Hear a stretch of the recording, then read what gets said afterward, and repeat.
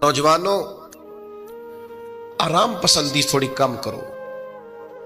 हर वक्त लेटना, हर वक्त आराम तलाश करना, ये कमजोर कर देता है जवानों। लक़द खलक़नल इंसान फी कबद, हमने इंसान को मुशक्कत में रहता हुआ पैदा किया। मैंने अभी दोस्तों से कहा है, फिर आपकी खिदमत में अर्ज करता हूं, रात हो गई है तकरीबन 11 घंटे की। 7 बजे शाह होती है और 6 बजे के बाद ही उमूमन सब जगहों पे फजर की नमाज होती है, तो 11 घंटे की रात बनती। बहुत ज्यादा भी डॉक्टर कहता है कोई सोए तो 8 घंटे सो ले, नींद पूरी है। अगर इशा के बाद मोबाइल करो जल्दी बंद, तो जरा सहरी में उठो, बंदा हो जवान और उठ के पड़े ताज्जुद,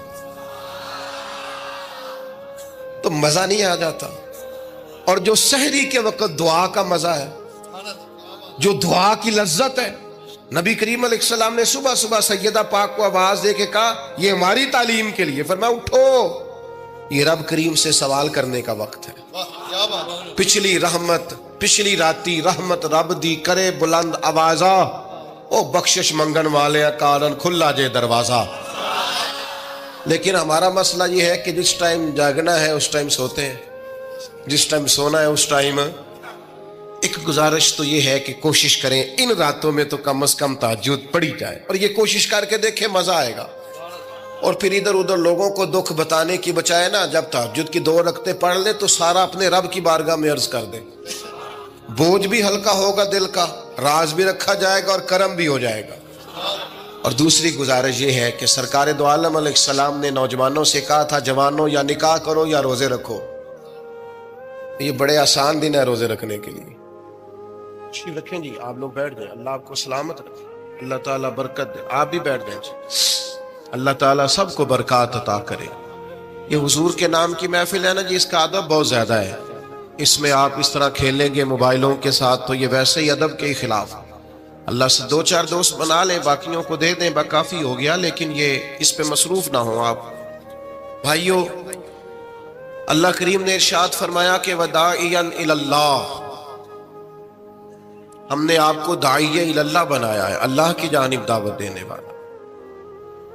नबी अकरम सल्लल्लाहु ताला अलैहि वसल्लम ने जो अकायद और नजरियात हमें अता किए, अकीदा तौहीद और रिसालत की सूरत में, वो अकायद इतने जानदार और इतने मजबूत हैं कि वो बंदा मोमिन को ताकतवर कर देते हैं। आप देखिए, अरब के लोग मुख्तलिफ किस्म की ओहाम परस्तियों का शिकार थे। उनका यह ख्याल था कि जब हज करके वो आए हैं तो वो घरों के दरवाजों से दाखिल नहीं हुआ करते थे, बल्कि छतों से कूद कर आते।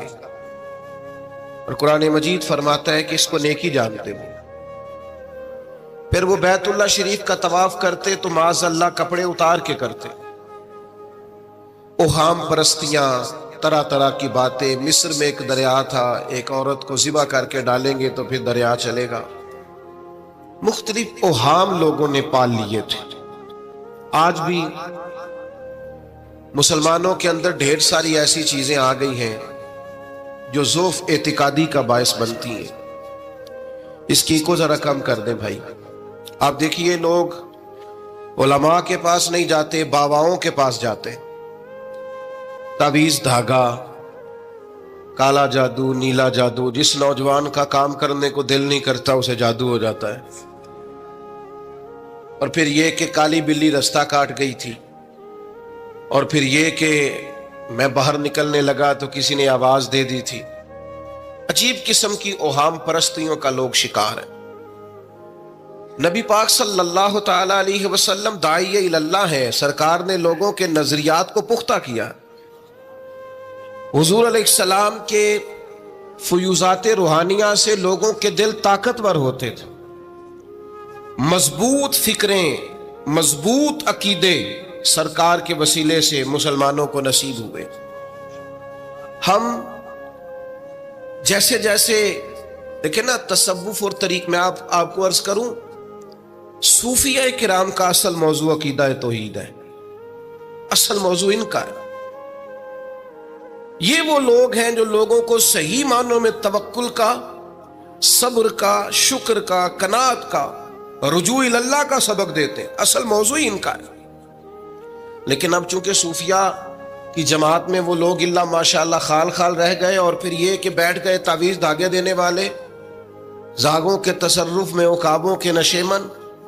نتیجہ اس کا بڑا خطرناک برآمد ہوتا ہے. مضبوط فکریں کبھی آپ اس روایت کو دیکھیں اور یاد کر لیں نا تو یہ بڑا نفع دیتی ہے. نبی کریم علیہ السلام نے حضرت عبداللہ ابن عباس رضی اللہ تعالیٰ عنہ سے فرمایا، عبداللہ، ساری دنیا مل کے تیرا بھلا کرنا چاہے کر نہیں سکتی جب تک رب نہ چاہے.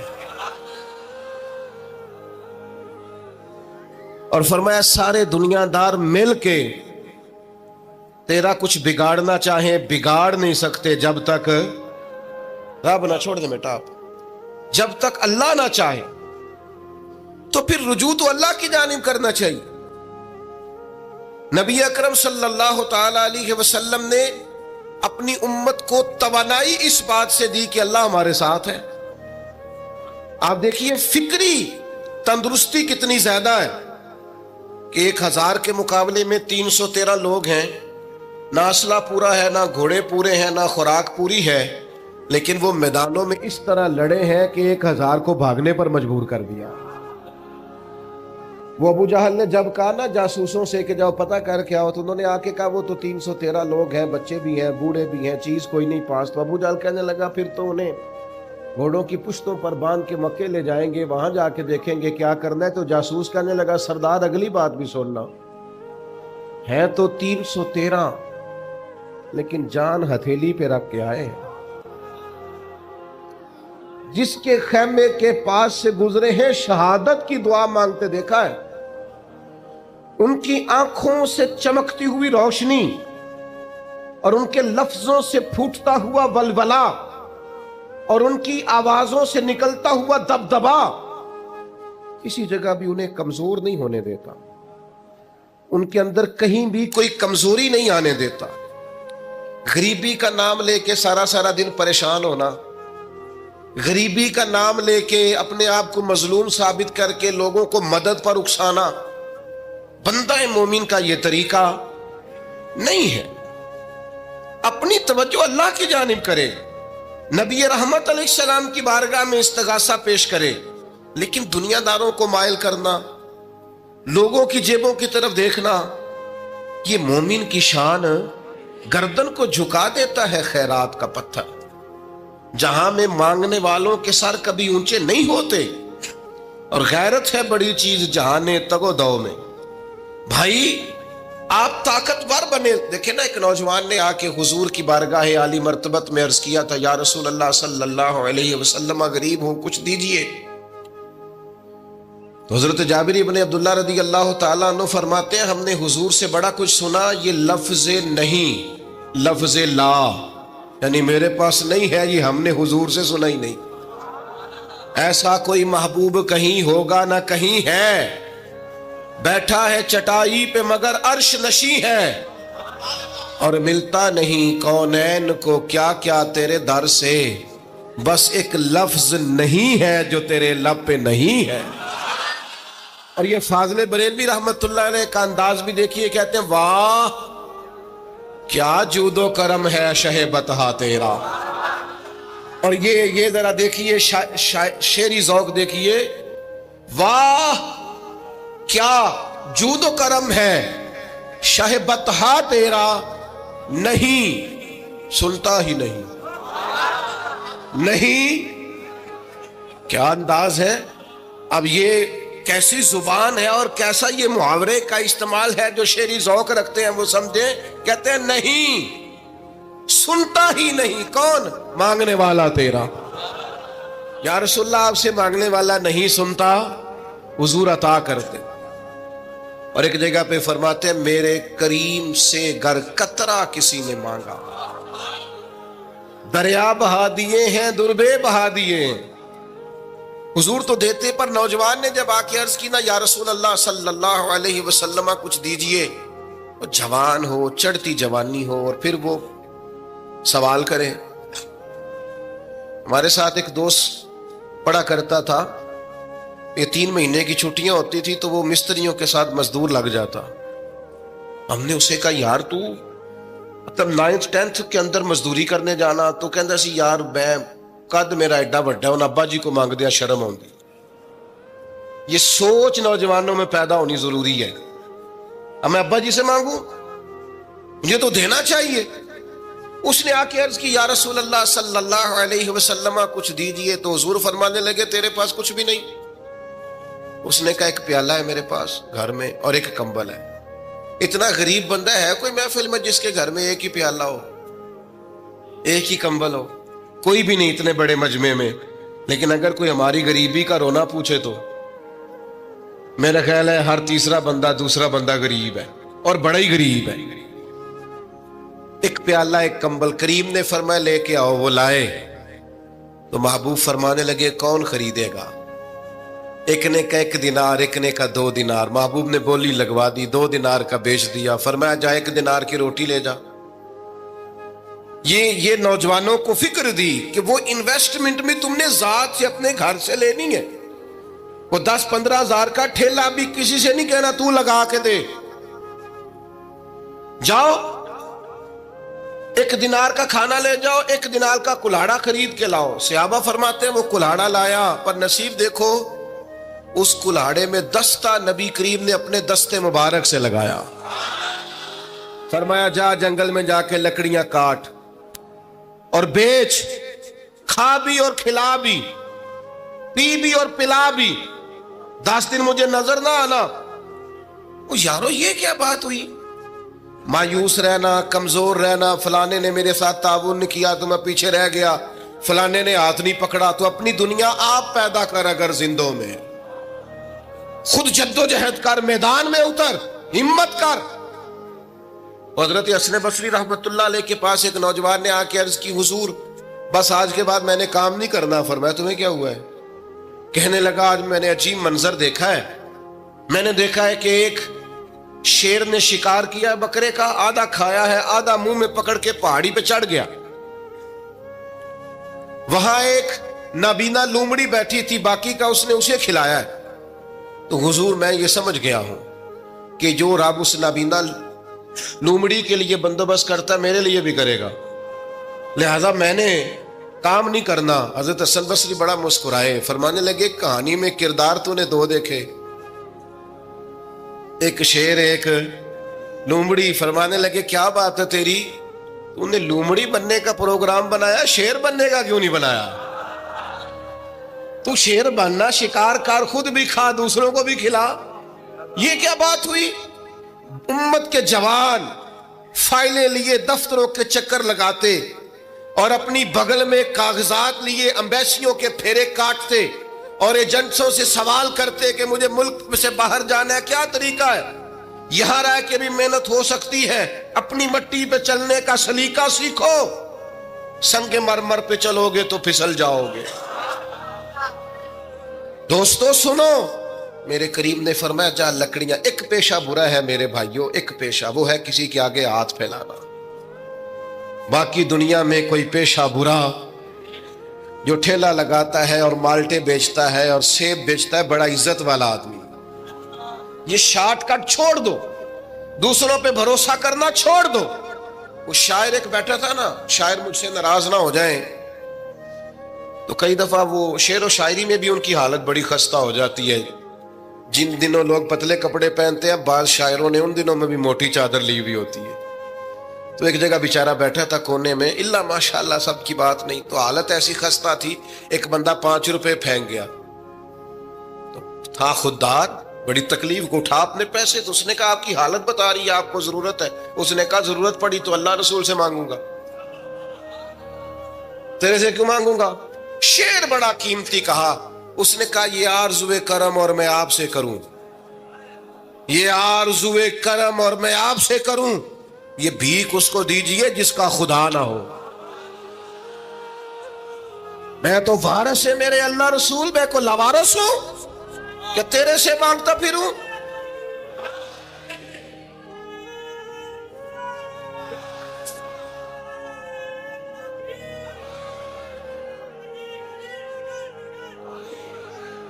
ماشاء اللہ ماشاء اللہ.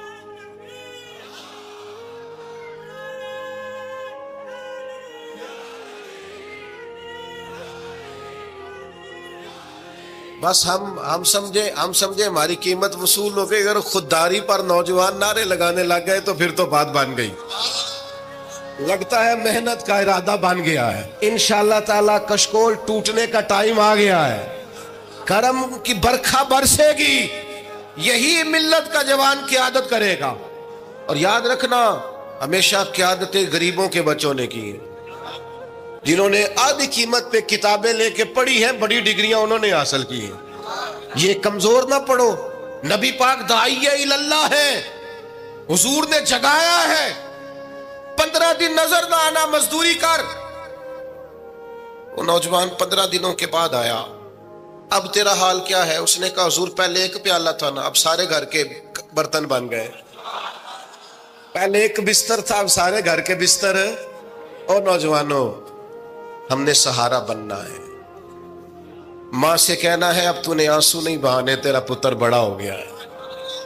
بہن سے کہنا ہے اب تو کبھی پریشان نہیں ہوگی, تیرا بھائی بڑا ہو گیا ہے. بوڑھے باپ کے پاس بیٹھ کے کہنا ابا جی بس اب آنسو پوچھ دو, آج کے بعد پریشان نہیں ہونا, پتر جوان ہے.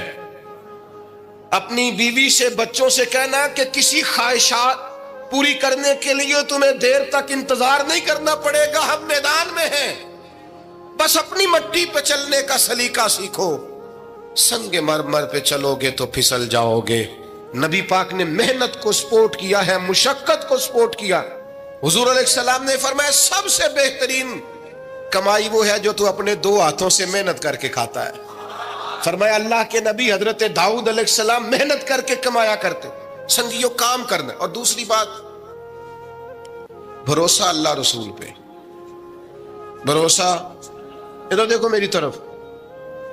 دنیا داروں سے امیدیں لگا لیتے ہو بہت زیادہ, تو دنیا دار بندے بیچارے کمزور ہوتے ہیں.